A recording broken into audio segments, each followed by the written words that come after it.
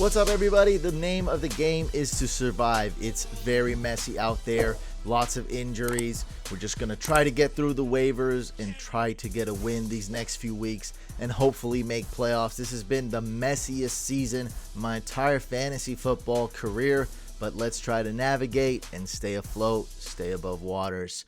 We're doing the waivers for week 7. Just remember, folks, bye weeks are in full effect. Matter of fact, we have 6 teams on bye: the Bengals, the Cowboys, Jets, Panthers, Texans, and Titans. Starting off with the quarterbacks to add, the only real quote-unquote real quarterback I have to add is Sam Howell, one that I somewhat trust, one that you could actually start in a 1 QB league. Other than that, there's really no other dependable names. Gardner Minshew likely going to be the starter for the entire season for the Colts, with Anthony Richardson likely out for the year. But he doesn't have great matchups. They're not horrible or anything, but going against the Browns this week, then the Saints and the Panthers and the Patriots and a bye week, not really an ideal guy for a 1 QB league. Definitely a must-add in Superflex leagues, of course. And the rest of these guys are purely Superflex / deep league / maybe deep dynasty roster ads. So go add Sam Howell if he's available. Gardner Minshew's worth considering. And if you're in a deep league or Superflex league, look at Taylor Heineke. There's no real actual rumors or reports that Desmond Ridder is going to get benched, but everyone in the fantasy community and NFL fans are speculating that Heineke would be better starter than Ridder, who hasn't been looking too bad as far as like putting up yards and stuff. He's looking better in that aspect, but he's destroying the team's chances of winning and just really doesn't look good and doesn't seem to be the option for that franchise moving forward, not the long-term solution. Just a lot more injuries. What's new, right? So Justin Fields is hurt, so maybe his backup's worth an add. Deshaun Watson's hurt. His backup may be worth an add. Let's see if Daniel Jones comes back this week. Also, Tannehill does have a high ankle sprain. He has the bye week to rest, so I suppose there is a realistic shot that Tannehill does play week 8. Regardless, because he is a quarterback and won't need surgery or anything like that, he shouldn't miss too much time, if any time. But Malik Willis seems to be the QB2 for the Titans. And if Jimmy G can't go, then we will go ahead and pick up maybe Brian Hoyer or Aiden O'Connell. Out of those two, I think Hoyer would be the guy to add. And there is a small chance that Trevor Lawrence cannot play this week. My gut is telling me that he will play, but if he won't, looks like CJ Beathard will be the starter for Thursday Night Football for week 7. For running backs, it's messy. There's not a lot of elite options, but I mean, overall, that if you're looking for a running back off waivers, this, I guess, is good news because, in one league, I don't have a running back, so at least I do have options here. So, number 1 guy is going to be Roschon Johnson. A lot of people are speculating, hey, this is the breakout week. This is the breakout game for him. We know that Khalil Herbert is out, and Roschon Johnson likely to be returning from his concussion, although I thought it was almost certain he'd be back last week. He had like 10 days to get out of concussion protocol and still hasn't. So that is concerning and something you need to monitor. Hoping the best for this guy because, man, that's one heck of a concussion if he can't make it back week 7. But hopefully he will, and he will be the starting running back for the Bears if that is the case. We know that Keontae Ingram is definitely the RB1 for the Cardinals. Matter of fact, and I sometimes get the D. Williams mixed up, but I think Damian Williams was the RB2, one of those guys, Damian Darrell. I get them mixed up sometimes. And it was not DeMarcado who was the RB3, actually. Didn't get too much work. I think he only had about 3 opportunities, Williams had about 9-10 opportunities, and Keontae Ingram had about 12 opportunities. When I say opportunities, that means rushing attempts plus targets in the passing game. So he is the RB1 while James Conner is out. The Niners is a situation a lot of people have been asking me about, And I'm going to go ahead and guess, and I'm also going to tell you like what the situation really is.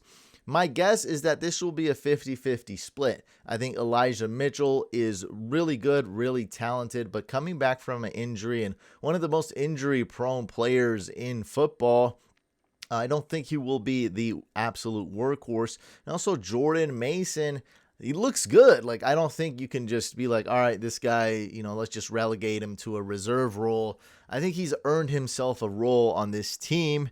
But he does have limitations. I don't think I've ever seen this man catch a football in my life. So Jordan Mason is kind of like Gus Edwards, and Elijah Mitchell is kind of like Justice Hill in a way. I think Elijah Mitchell's way better than Justice Hill, but I think that analogy, that comparison, is actually a pretty good one. Now that I'm saying it out loud, I think I'm going to pat myself on the back on that. Like, both guys are reserve roles. We know Gus Edwards doesn't catch the ball.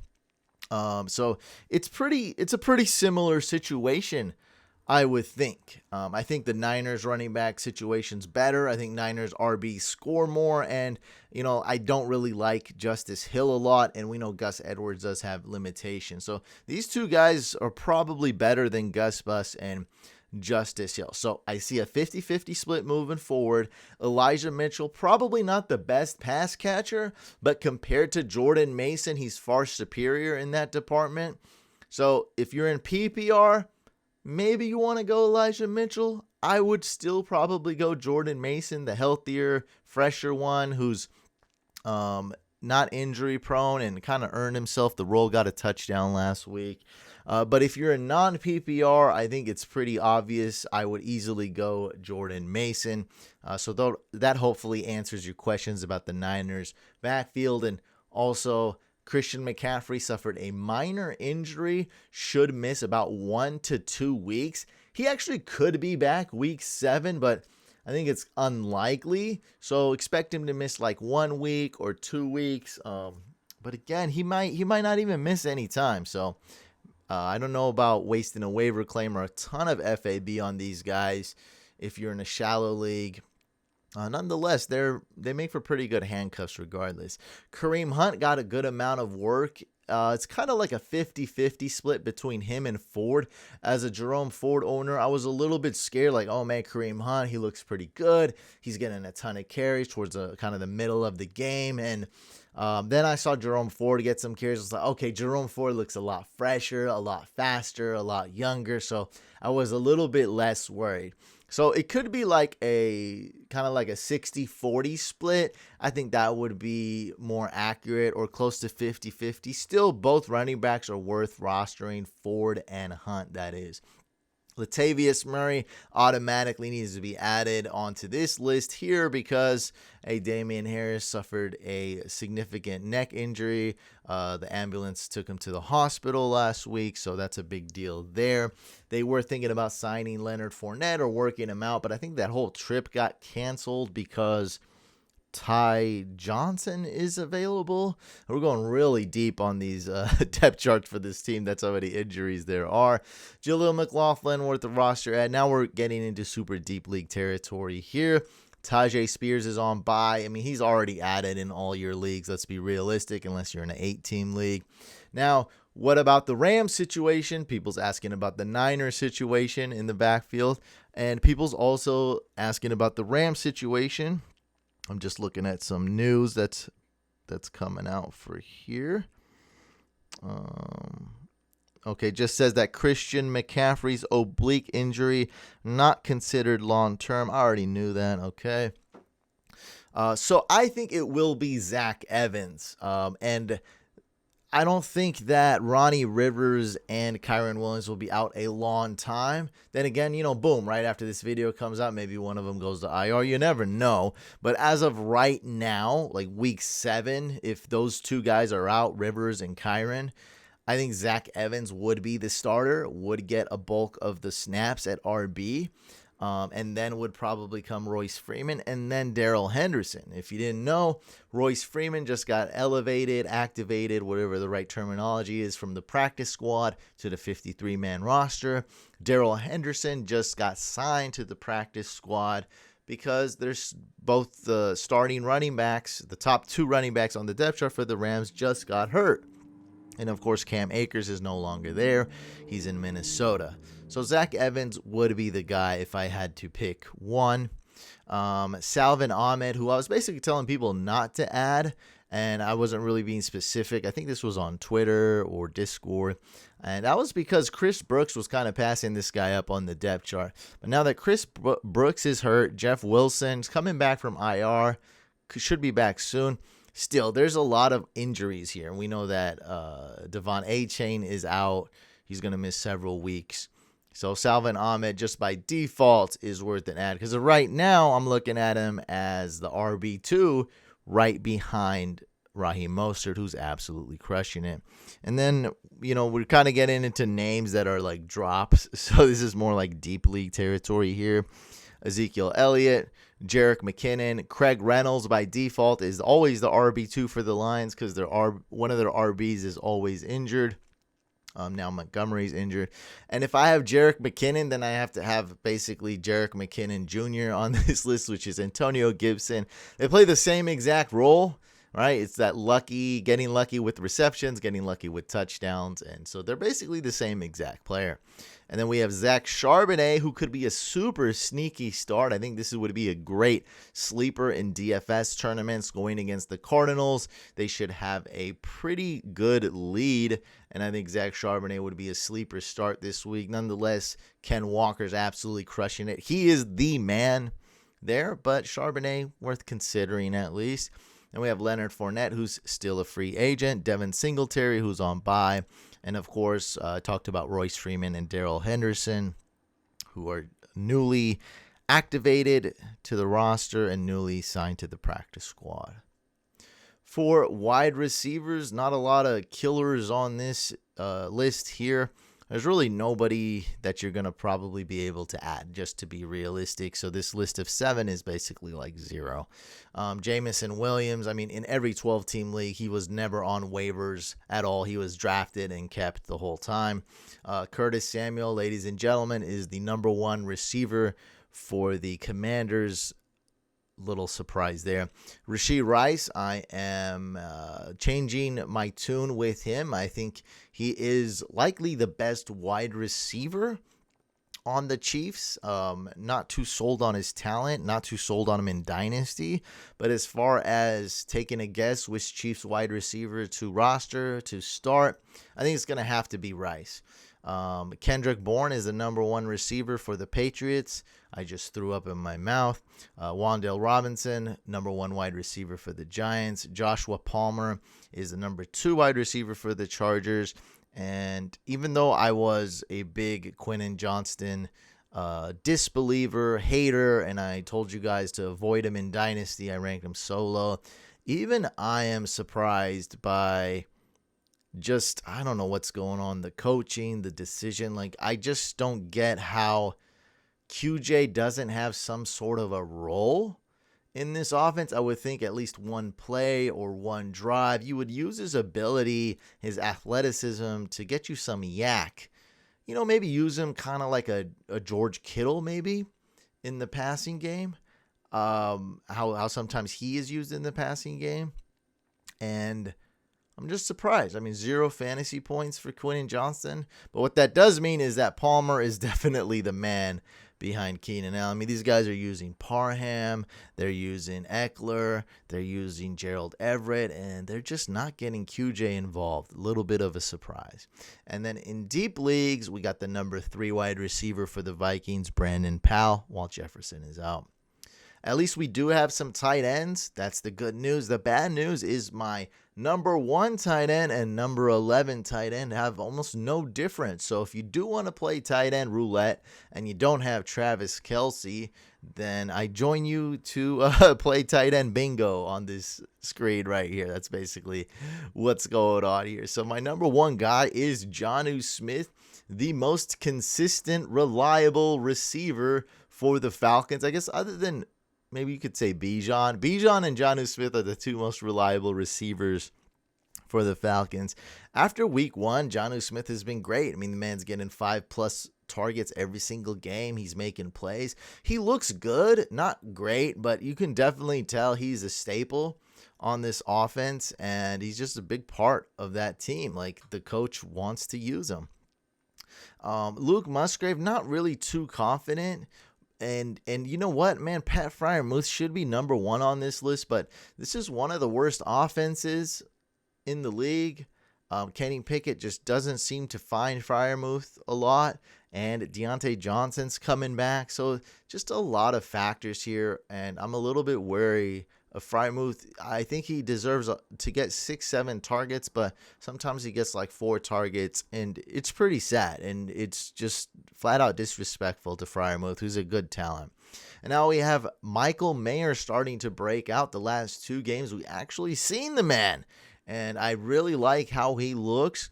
I was saying this guy in Dynasty could be a Jason Witten plus, and we're really starting to see it. The first 2 weeks was looking bad, but man, he's going out there looking a little bit like Gronkowski, looking a little bit like Jason Witten. And, it's okay to laugh at me. That's fine. I'm trying to predict into the future. We know that a lot of traditional tight ends take a while to get acclimated, and their first year is usually a disaster. So in traditional sense, Michael Mayer is progressing quite fast. So I really do like him, and I think you should consider adding him in just a redraft league. Dalton Schultz is on bye, and one of the big reasons he's getting involved in this offense is because they got injuries, really mainly Tank Dell. Okay, but I don't think you can put the cat quite back in the bag now. It's already out. He looks good. I think he's developing a little bit of rapport, and I think kind of like a Jonnu Smith, he's going to be a part of this offense moving forward. Might not get 10 plus targets, but I think he deserves to get his 5, 6, 7, kind of like Jonnu Smith. Again, Texans are on bye.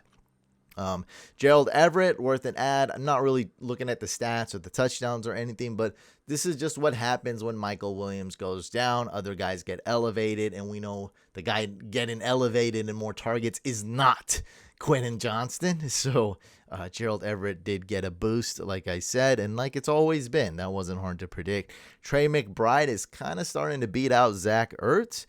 We got Dalton Kincaid, who's still in concussion protocol. Noah Fant, if you want one of those GPP flyers like I was talking about. Zach Charbonnet and Noah Fant in your lineup week 7. Oh my God. Those are some sleeper contrarian picks right there. I'm giving them away for free. We got Zach Ertz and Taysom Hill to round out this list. For defenses, kind of like tight end. Like, it's good that we have a lot of quality options, but my rankings, I'm gonna be honest, are not that good. Like the difference between number 1 and number 7, if you're looking for a streaming option this week, not a big difference. So Seahawks going against the Cardinals is great. Browns is great. Buccaneers is great. Low scoring game. Commanders, we don't trust them. But they are projected to get a lot of points. So it's a rough one because Commanders, I would say this has like insanely low floor, super risky, but should be a low scoring game. Like, we don't trust the Giants offense, do we? Rams D, I really like. You know what? Because I hate the Commanders so much, I'm just a big hater. I'm going to put them one spot lower. Colts D is surprisingly been performing well traditionally this year. And this should be a low-scoring game, especially if Deshaun Watson is out or Deshaun Watson sucks, which he's been doing a lot of recently. Then we got the Saints D. Now, what's interesting about the Ravens D, they're probably not on waivers. I already know that, okay? So don't leave any hater comments about that. I know that. But they don't have the best matchup against the Lions. But there's 2 buts, I know. It's like a counterpoint to a counterpoint. Ravens D is always a good defense to start, no matter who they're playing. And then week 8, they face the Cardinals. Okay.